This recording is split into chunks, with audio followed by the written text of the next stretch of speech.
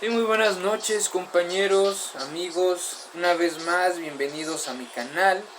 Y bueno, pues en esta ocasión, en esta linda noche de miércoles, vamos a hablar de un tema que, bueno, pues últimamente también por la pandemia, el COVID-19, ha salido mucho a la luz en cuanto a investigaciones y divulgación psicológica se refiere, que es la familia.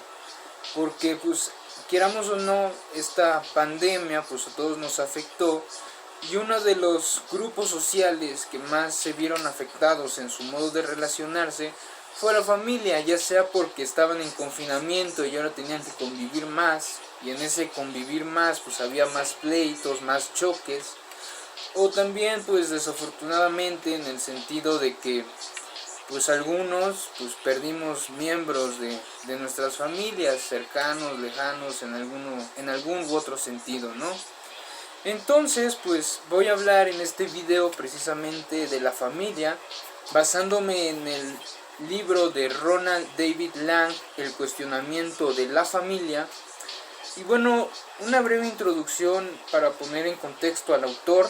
Este autor en un inicio estudia psicoanálisis, fue alumno de Donald Winnicott de la Escuela Psicoanalítica de Relaciones Objetales, pero posteriormente incursionó también en otros aspectos como la filosofía budista, también en el psicoanálisis junguiano, y asimismo fue de los primeros antipsiquiatras. Es decir, estamos en un autor que está impregnado de muchas corrientes, e incluso en el video de hoy hace alusión a filósofos existencialistas como Sartre, Jean-Paul Sartre. Entonces es muy interesante. Puede que algunos conceptos sean difíciles de entender u otros no estemos de acuerdo, pero aún así creo que en algo tiene la razón, como todos los autores que aquí he expuesto, y pues vale la pena saber más de él y de sus ideas. Y bueno, pues sin más por el momento, comenzamos.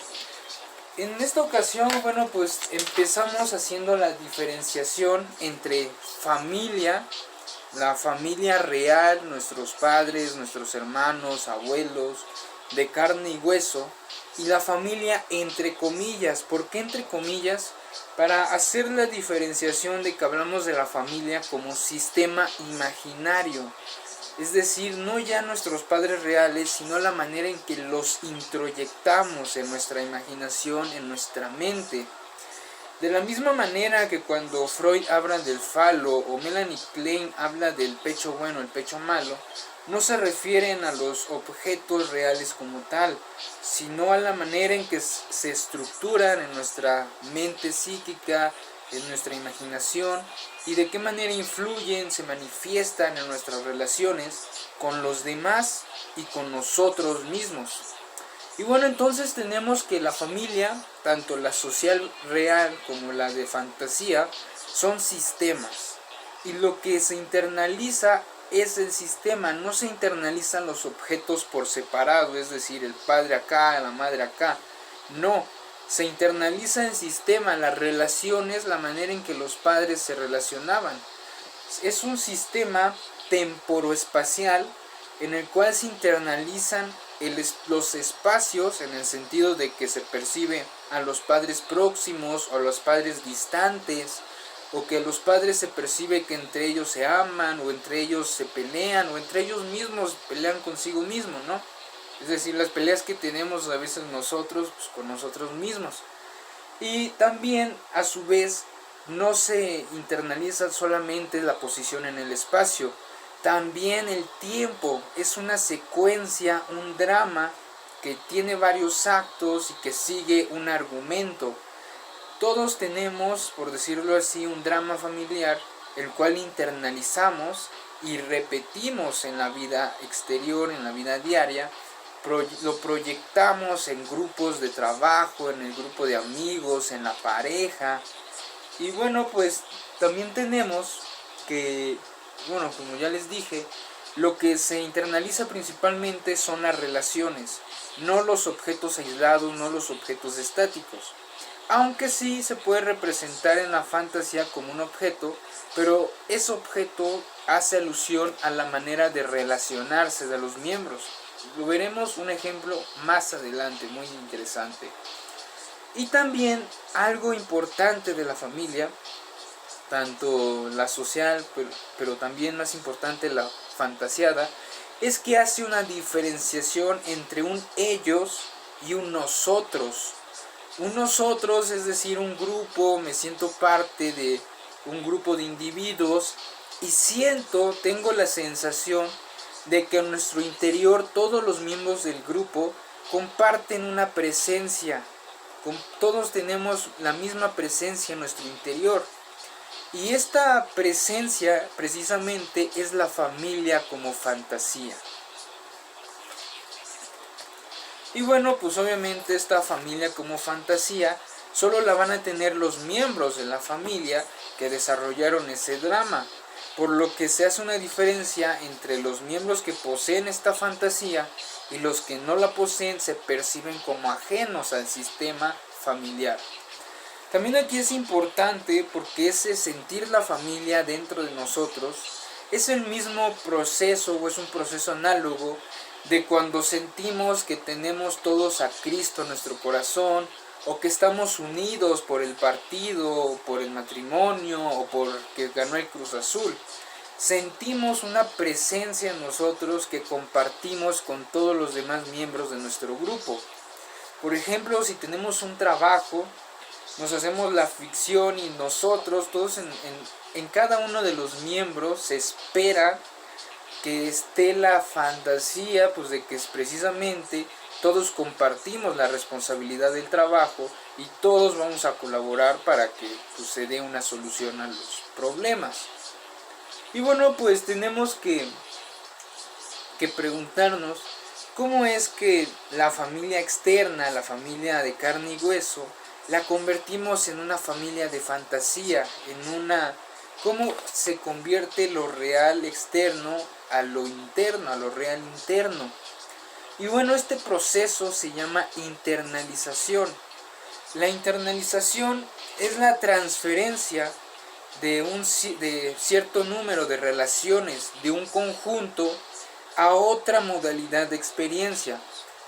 Es decir, traduciendo de una manera más entendible, es la superposición de un modo de conducta grupal a otro grupo, a otra situación. Para hacerlo todavía más claro, es decir, la manera en que me comporto con mi familia, los roles que tengo en la familia, los voy a repetir con mi grupo de amigos, en la escuela, en el trabajo.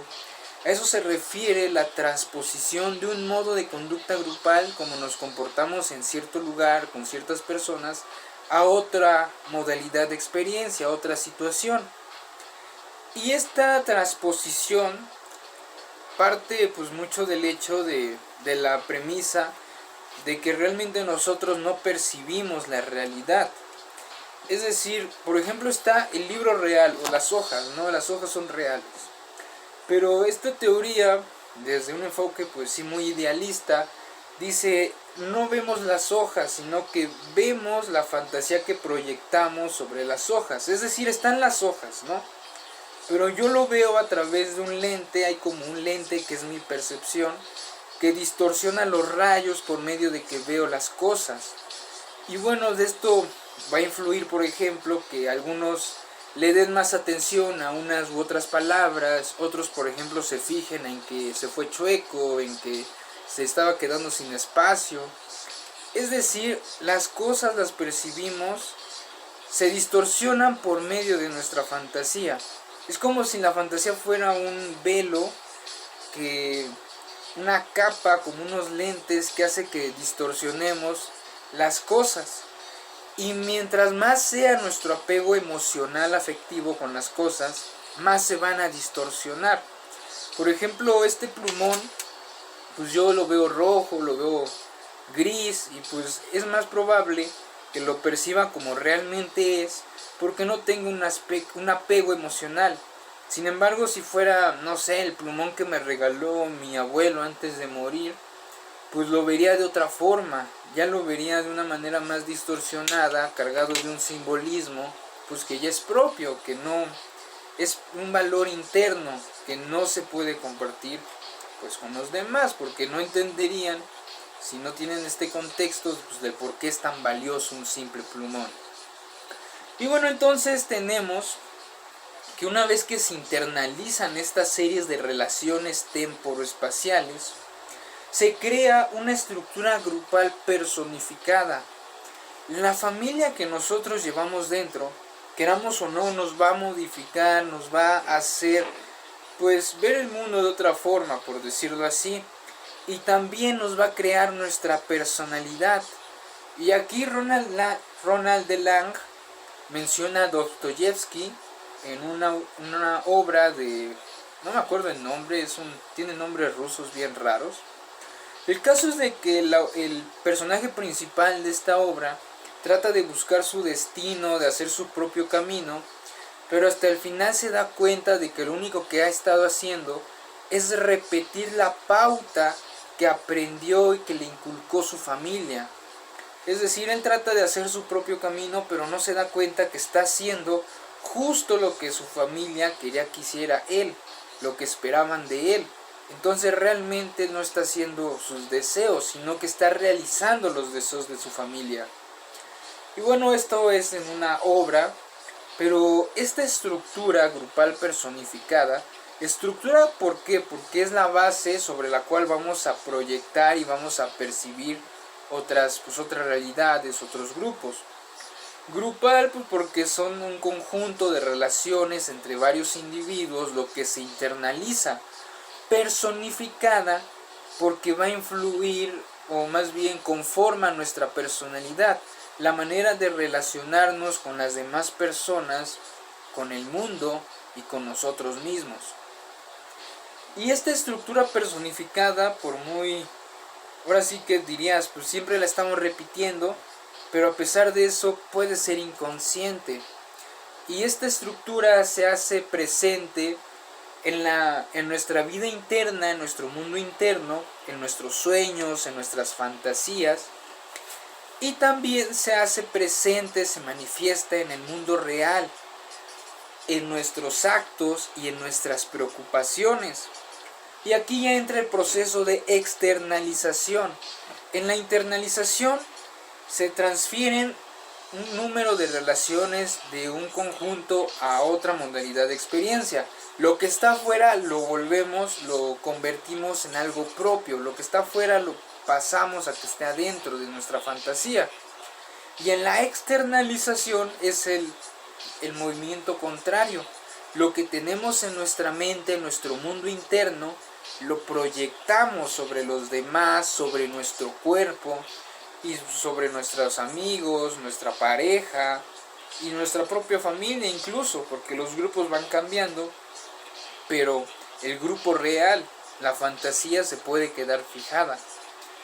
Y bueno, entonces ya que tocamos este punto de fijaciones, cuando nosotros ya dijimos que no percibimos las cosas como son, sino que proyectamos nuestro mundo interno. Pero cuando esa proyección difiere mucho de sobremanera con lo que es realmente, es cuando se dice que la persona está psicótica, que está fuera de la realidad. Pero no es que su percepción sea de por sí psicótica, sino que adquiere la noción de psicótica al estar en sociedad, porque no concuerda con la realidad pues de la mayoría. Entonces, por ejemplo, una persona que tuvo unas relaciones familiares muy tensas, se crea una familia, internaliza una serie de relaciones, y esta manera de comportarse en su familia autoritaria, en su familia represiva, la repite, no sé, con su pareja, o con su grupo de equipo, en su trabajo. Y entonces, pues es ahí donde entra la distorsión de la realidad, porque puede que en su momento las conductas que él tuvo para con su familia fueran válidas, pero como las está repitiendo ya varios años después, en un entorno laboral, en un entorno diferente, con personas diferentes, entonces ya no tiene, pues pierden su eficacia y tienen que ser pues cambiadas por otras conductas. Sin embargo, pues no es tan fácil porque, como hemos venido diciendo, todo esto parte de la fantasía. La base de nuestras conductas está en nuestros deseos, en nuestra motivación. Y bueno, pues ya dijimos, entonces resumiendo, la internalización y la externalización tienen por base el mismo movimiento, que es la superposición de un modo grupal a otro. La diferencia es que en la internalización lo que está afuera lo volvemos propio, las experiencias externas las transferimos, las transponemos con nuestra vida interna, y en la externalización transponemos esos esquemas que llevamos dentro de cómo relacionarnos con las personas en los otros grupos. Pero en esencia es el mismo mecanismo, la transposición de un modo grupal de conducta a otro grupo y otra situación. Y bueno, pues vamos a poner unos ejemplos. El primer ejemplo es que la fantasía de la familia, la manera en que se representa esta familia en nuestra imaginación, puede ser como un animal, como una cárcel, como un castillo, como, no sé, como una máquina. Y el autor nos pone el ejemplo de una niña de 8 años que concebía la manera en que representaba la familia en su imaginación era por medio de una flor. Y bueno, aquí hay que regresarnos un poco, y es que en la familia fantasiada, entre comillas, en la familia entre comillas, el tiempo y el espacio se parecen al tiempo y al espacio míticos. Es decir, están ordenados en torno a un centro y con ciclos que se repiten. Y bueno, en este ejemplo de la niña, ella imagina a la familia como una flor, con la madre en el centro, y ella, los hermanos y los papás son los pétalos. Y que cuando se fue uno de sus hermanos, ella sintió que esa flor perdió un pétalo. Y bueno, ¿qué es lo que nos está comunicando esta fantasía? Pues que la manera en que la niña percibe a su familia y la manera en que la internalizó en su imaginación es como un sistema vegetativo, muy apagado, con la madre como centro dominante y represor, y los demás como siendo tan solo elementos accesorios. Asimismo la familia, este es el fin del ejemplo, asimismo la familia se puede representar como viva, como muerta, como activa, o como en el ejemplo de la flor, como un objeto pasivo e inerte. Entonces, también regresando a lo que dijimos de que en la familia se internaliza una serie de relaciones, un drama que gira alrededor de un argumento, nos pone un ejemplo muy interesante de un hombre de 30 años que siente que está en una relación en la cual su mujer, su esposa, lo trata como si él fuera un niño. Y entonces, pues ya prosiguiendo en el análisis, el prototipo que Ronald encuentra es primer tiempo. Y pongan mucha atención a esto y regrésenlo, bro. Esto es como un ejemplo central, diría yo. Primer tiempo, está él de niño con su niñera. Segundo tiempo, viene la mamá y despide a la niñera. Tercer tiempo, la mamá lo deja en el colegio. Cuarto tiempo, el papá no interviene. Quinto tiempo, la madre vacila entre si seguir con su esposo o preferir sus aventuras amorosas. Y sexto tiempo, el de chico ese día se intenta escapar del colegio, pero lo detiene y lo regresa a la policía. Y este argumento ya de grande se va a manifestar de esta manera. Primer tiempo, está con A. Segundo tiempo, deja a A por B. Tercer tiempo, rompe con B. Cuarto tiempo, C no interviene. En este caso C es el terapeuta, el cual nada más es un espectador, al igual que el padre. Quinto tiempo, tanto él como B vacilan entre si seguir su relación o pues, sus aventuras amorosas. y sexto tiempo él se siente atrapado en esa relación. De la misma manera en que cuando de pequeño pues la policía lo regresó y pues se volvió a sentir atrapado en su escuela. Otro ejemplo de cómo la familia, nuestra fantasía de la familia afecta nuestra vida, es el caso de un hombre, no dice su edad, pero va a la consulta porque dice que le aquejan problemas le preocupa la situación de la Guerra Fría, porque pues este libro fue escrito por esos años. Le preocupa la situación de la Guerra Fría, que el mundo está a punto del colapso, que pues, está en crisis y que de cierta u otra manera, de una u otra manera, él es responsable por todo lo que está pasando. Y bueno, esto pareciera, pues sí, en fin de cuentas, pues preocupaciones racionales, ¿no? El mundo se está acabando, había una época de suma tensión, de un ataque nuclear, de un ataque atómico, y entonces pues parecerían congruentes estas preocupaciones, ¿no? Pero pues ya indagando más en la terapia, estas conflictivas pues son muy similares a las que él vivió con sus padres. La Guerra Fría, que ahorita le preocupa, se asemeja a la preocupación y a la tensión que le causaban el divorcio de sus papás. El que se siente responsable de una u otra manera de lo que está pasando en el mundo es una repetición de que cuando de niño él igual se sentía responsable del divorcio de sus padres, de la separación de ellos. Otro ejemplo, bueno, obviamente no es así de somero, para llegar a estas conclusiones son terapias, varias sesiones. Y bueno, pues pasando a otro ejemplo que nos sirven para pues exponer el tema, es una mujer que sueña que su esposo le está siendo infiel, está teniendo relaciones sexuales con una mujer más joven enfrente de ella. Y entonces en su sueño a la esposa lo que le angustia es no poder mostrarse celosa. Es decir, sueña que su esposo está teniendo sexo con otra mujer enfrente de ella, pero ella le angustia el mostrar celos. Es decir, no le angustia que su esposo esté con otra. Lo que le angustia es mostrar sus celos, de que ella se muestre celosa. Y ya indagando en su historia familiar, en el análisis, pues ¿cuál es el prototipo que se descubre?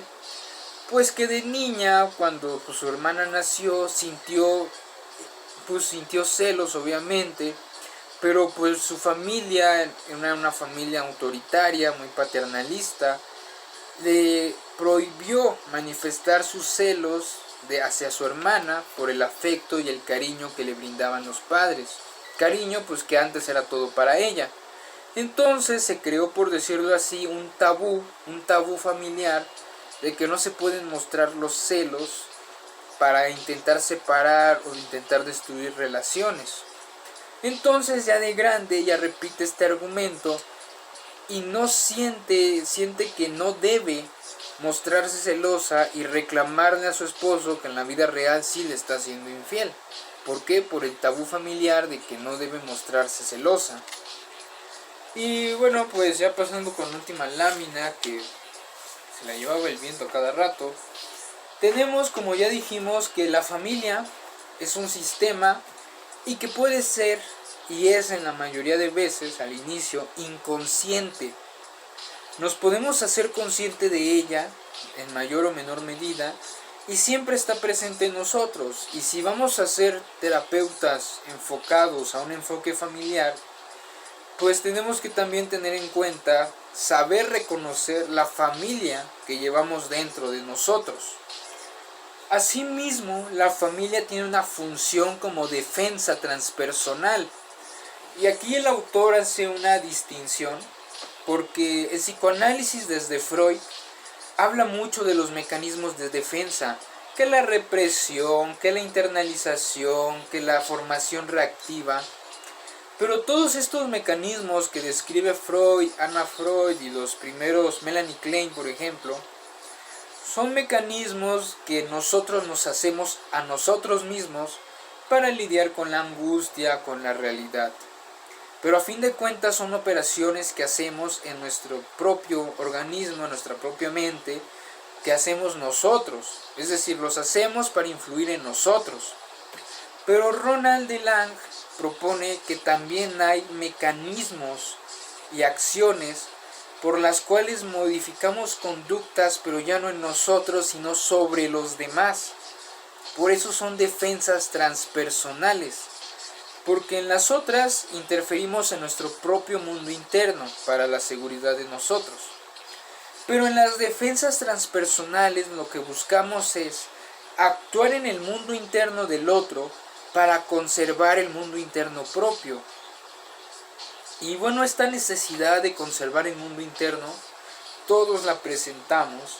Incluso se puede llegar a grados patológicos como el obsesivo, que reordena las cosas del mundo externo precisamente para conservar su mundo interior. Y a la vez la familia también tiene esa función. ¿Por qué? Porque se crea la fantasía pues de que estamos ligados a otras personas, a otros miembros que comparten la misma fantasía familiar que nosotros, el mismo drama. Asimismo, la familia, al provocar este sentimiento grupal, pues sirve como refugio para la culpa, para la desesperación, para nuestras preocupaciones.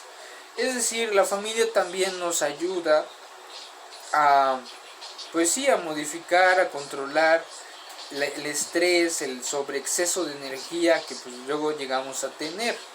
Es decir, es una defensa también para con nosotros mismos.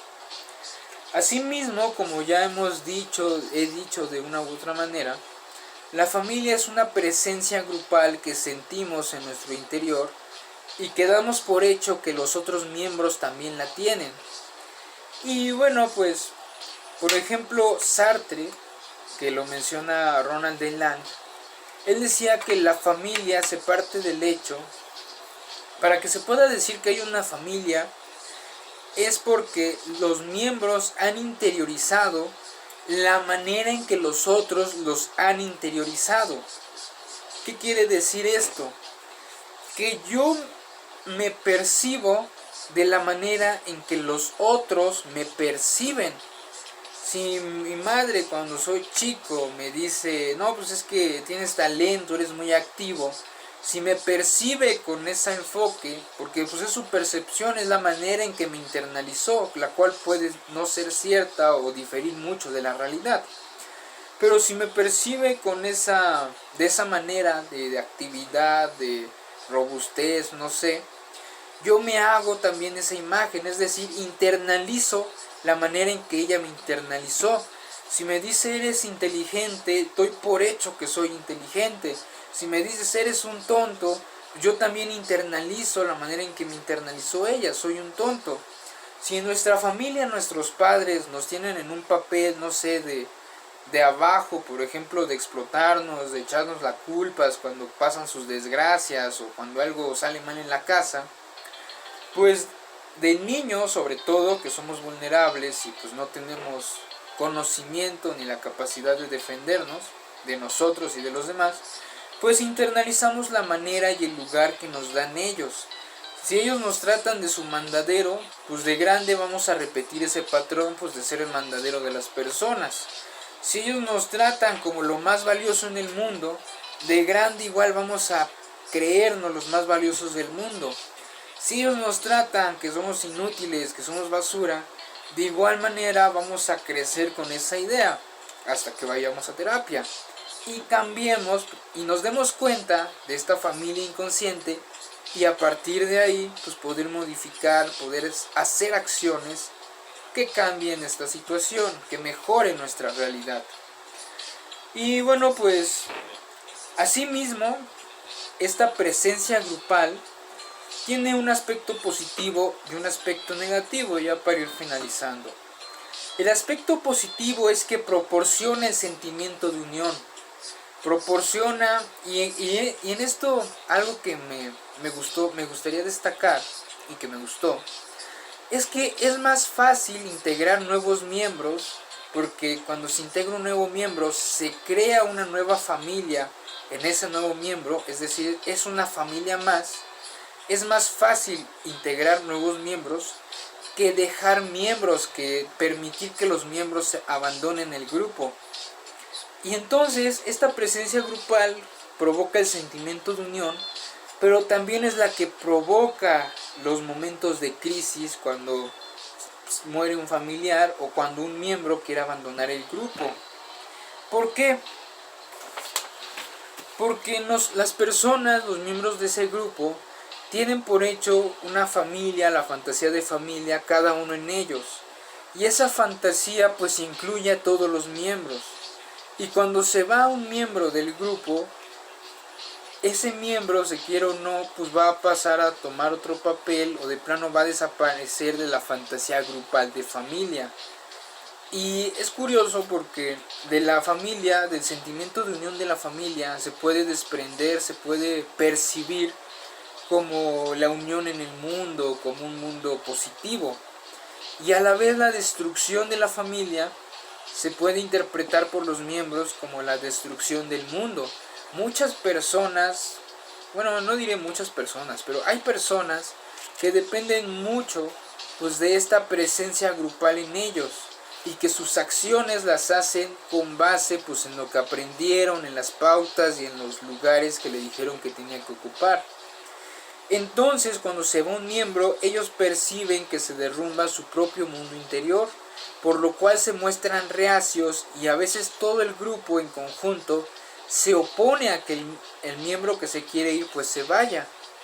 Y entonces también esto genera en el que quiere abandonar el grupo pues el sentimiento de culpa de que si se va a destruir a su familia.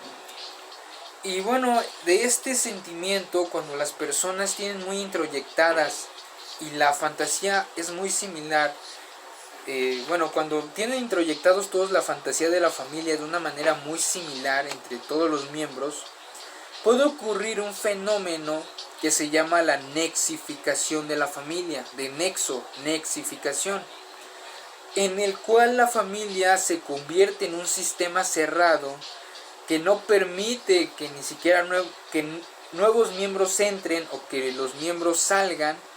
Y entonces en este sistema tan cerrado, tan aislado del mundo, es que se puede considerar como un factor de riesgo para la esquizofrenia.